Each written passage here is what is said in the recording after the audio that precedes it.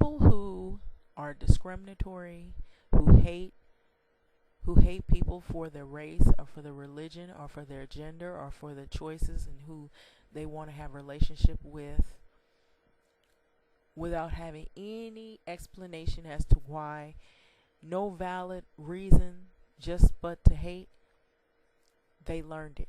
They learned it as children. They learned it through religions.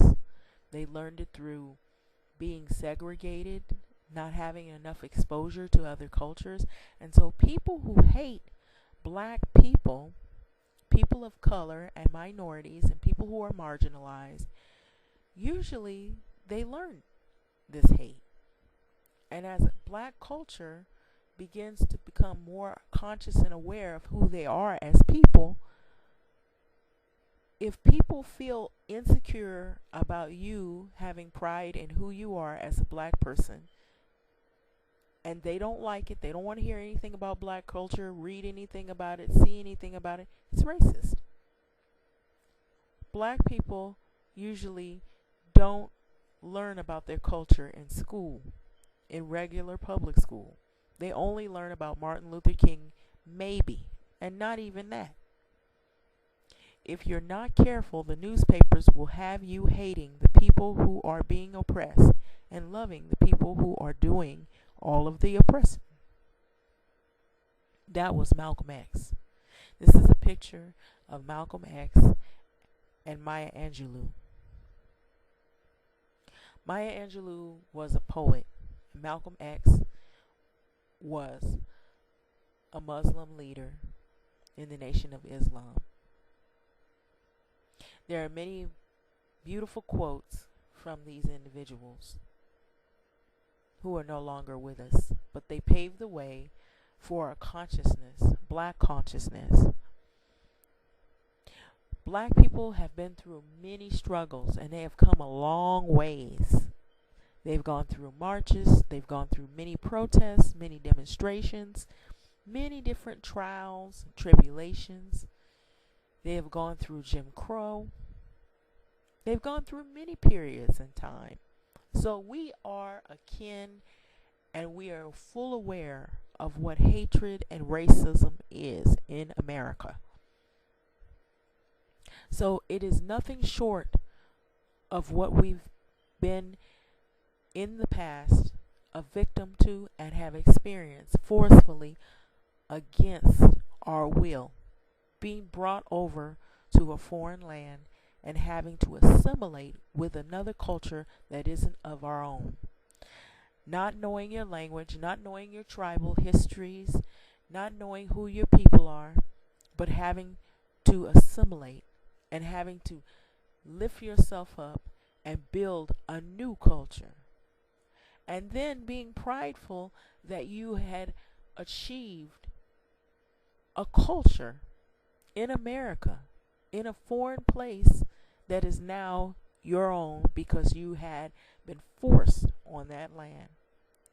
So you learn music, you learn different styles of dress, how to appreciate one another, how to love one another, and how to be prideful of who you are as black people in America, having come through all of the struggles, all of the trials, and all of the bad,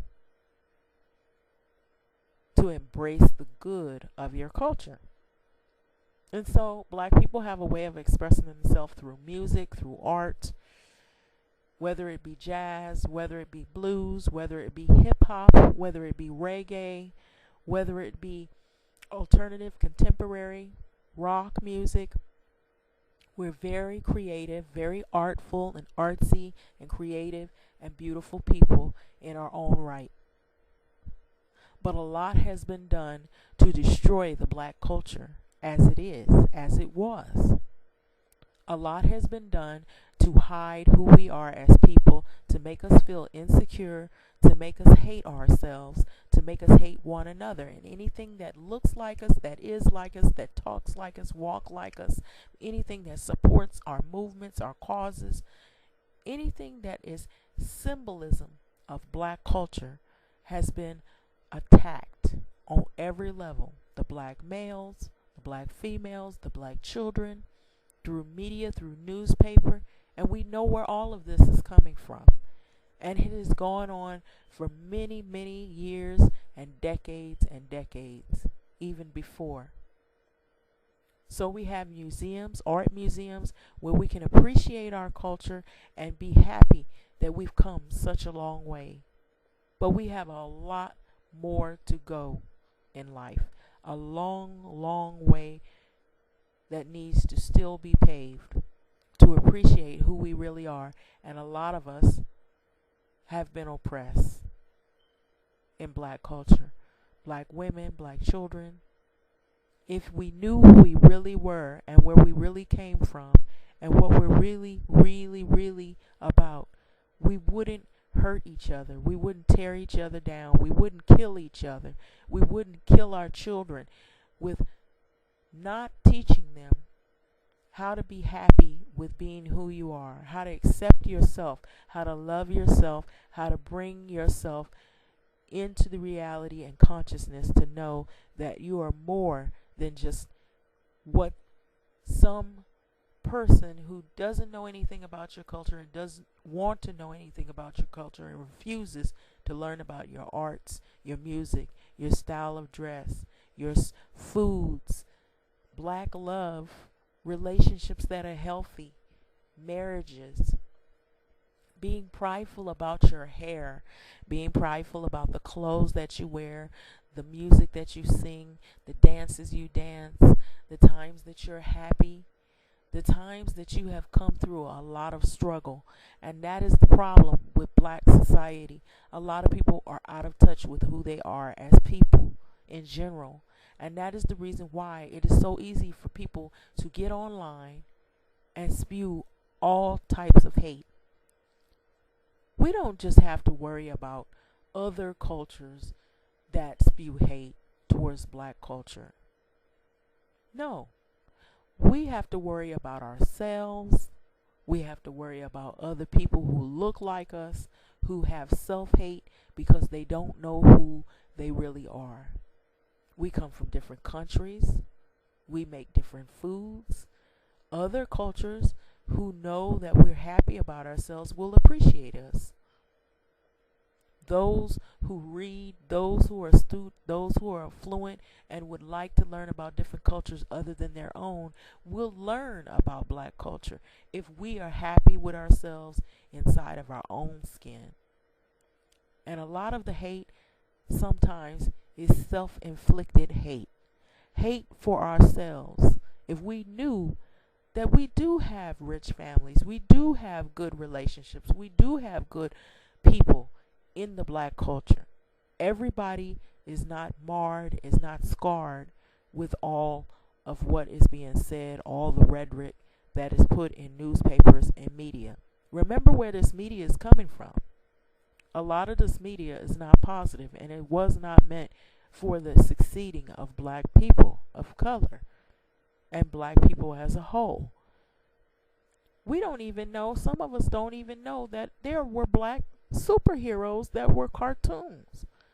Kids are so used to seeing white superheroes because that culture that is not of your own doesn't want you to see anything positive within yourself. And so if you don't see anything positive within yourself, then you don't feel good about yourself. Then you begin to hate yourself. And you will display all of that hatred on other people that look and resemble you and who you are and your culture. So you have people who white supremacy is challenged every time a black person doesn't accept their standards and definition as the truth. So they get online and they make comments on blogs and on videos. They make ghost accounts. Accounts that aren't who the person really says they are. So if they see a show saying Black Girls Rock, if they see black people from history, if they see black quotes, if you make a comment about your hair, about who you are, they then fill in those gaps with negativity to tear you down. Black Girls Rock. Oh, how come it's black girls rock? It should be white girls rock. Not really liking and not really embracing your own culture is bad. You should be happy about who you are, and that's anybody. But if you're from another culture and you're trying to oppress another culture simply because they're happy about being black, they're trying to embrace their heritage. You're saying that black lives don't matter. It's white lives that matter. If you're saying we hate black people, or black people are the N word, but you're saying it in a derogatory way that begins to come off as rude and fighting words, you're racist. Poverty is not an accident. Like slavery and apartheid, it is man made. And that's true. There is somebody out here that wants us to hate who we originally were. We are the original people. We're exceptional people. We're beautiful people. We're smart, intelligent. And there has been much that has been hidden from us in our history. We are not slaves. We weren't meant to be slaves. We're going around hating our hair, hating people just because they're half black. President Obama, he has a white mother and he has a black father, African Kenyan father. If you're walking down the right path and you're willing to keep walking, eventually you'll make progress. That's true. If we look at President Obama, we look at this baby right here, just because they have some recessive features doesn't mean that that child still doesn't have the rich black culture inside of them, which is the dominant culture. And that is what people fail to realize. We always show up, even in the mixed children. Those children will take hold and say, I'm black. Just as much as I have white, I have black culture in me. Halle Berry, her mother is white, and her father is black. But the problem is, we hate ourselves. We try to assimilate to something that isn't who we are. And that is the problem with black culture. They try to assimilate to the point to where they hate who they are on the inside. So you make blogs about black women, how you hate black women, when you came forth from a black woman. You make blogs about how so much has been done in this culture to damn this culture because of black males. But listen, black males have been discriminated against just as black females have been discriminated against. Black males have been lynched in America. They've been killed, they've been murdered, and we are dealing with that today. But also black males are killing one another. Like I said, if you hate yourself, you hate what you see that looks like you. Even women will do that to themselves. They will bleach their skin. They will bleach their hair to try to assimilate to a culture that isn't of their own. They will even go so far as to damage their own hair from the root up. Black culture is beautiful. However you wish to wear your hair, nothing is wrong with that. It is fine whether you wish to wear your hair braided or weaved or straight or natural. You still are black. You still are beautiful, and you should embrace your culture no matter how you want to express yourself, as long as it is tasteful. Because we have lots of styles of our own. And sometimes we will wear braids, sometimes we'll wear weaves, sometimes we'll wear press, sometimes we'll wear curls. But if we express ourselves in a tasteful manner, that is how we show ourselves as feeling confident about who we are as black people, women and men alike. Other cultures, not all other cultures, dislike black culture. But here's the problem. You have other cultures that will like black culture, but they don't want to go through the black struggle. What if America loved black people as much as black culture? You have people that aren't even black, they're rapping, they're trying to wear their hair the same way as black women who make fun of themselves, or either you have some black guy who hates himself who's making fun of black women online, saying he hates black women and he hates their hair and their weaves. But you have other women who aren't all totally black. They might be half black and Asian. They might be half white and black. They might be white, but they're wearing their hair in braids and weaves. Maybe a white girl's weave, because they really like black culture, but they definitely don't want to go through the black struggle, the hate that has persisted in America all these years and decades, discriminating blacks from their skin color, from their children, from the women, the males, slaughtering the males, killing black men, racially profiling black men and women, killing black women. And now, since we have a Black Lives Movement, they even want to take that away from black people to say white lives matter.